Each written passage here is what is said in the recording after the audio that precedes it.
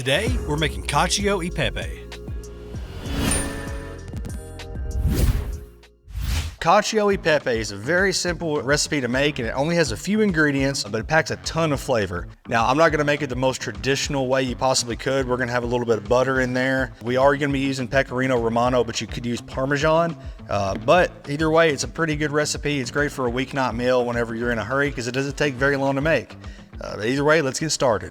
All right, so we're gonna get started with the part that takes the longest. We're gonna be cooking the spaghetti. And this recipe doesn't take very long at all. It takes about as long as it takes to cook some spaghetti. But to do that, one of the things I like to do, you'll see a lot of these traditional recipes will have you toasting your peppercorns. A lot of people will do it whole. I don't think that's necessary. I do like to toast the pepper just a little bit. And one of the tricks I've seen in the past is we'll toast the pepper for a minute, and then we'll actually put our pasta water in that and cook this all in that same pot. It probably adds just a little bit of extra flavor there, because we're going to use the pasta water to help emulsify that sauce, and it really makes that creamy, rich sauce that you see for Cacio y Pepe. So let that toast for just a minute over some high heat. And anytime you're going to be toasting the spices, it just really helps open up the flavors. Now we're going to go in and add some water so we can start cooking this pasta.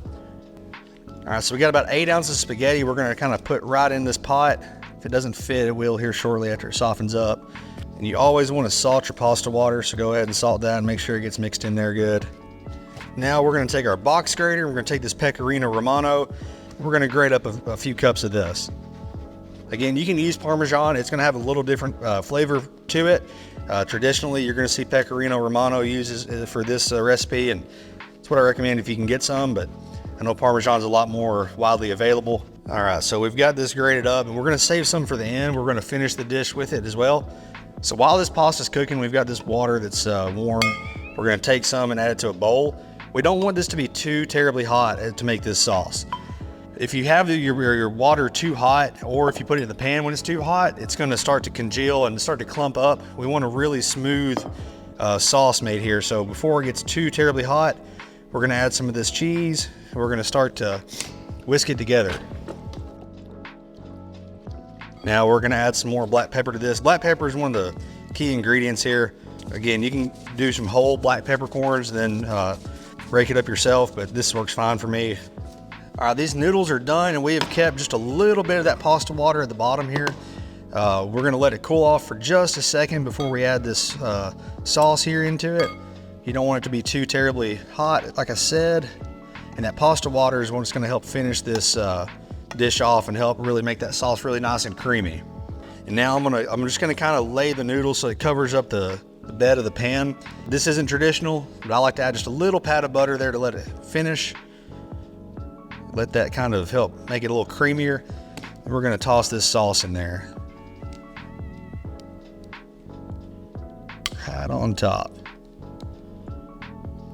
Kind of spread it around there. And then just start mixing it in.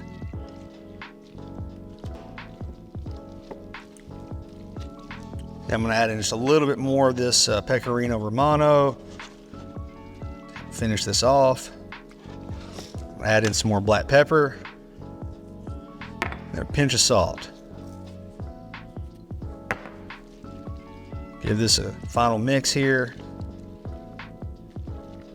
And then it's ready to plate.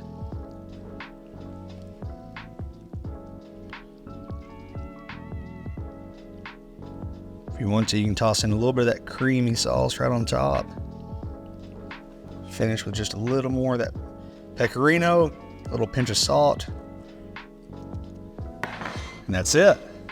I gotta save that pretty plate for a picture, but let's go in and try this here.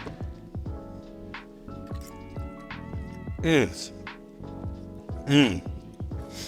always blows my mind how just a few ingredients has that much flavor. It's creamy, it's got the great texture to it, a lot of flavor. I'm telling you, this is one of my favorite quick and easy weeknight meals. Give it a try if you haven't. It's really, really, really delicious. I think you'll really enjoy it. The full recipe can be found at crowfood.com, along with our rubs, merchandise, and dozens of other great recipes. Be sure to subscribe to our YouTube channel, and as always, thanks for watching.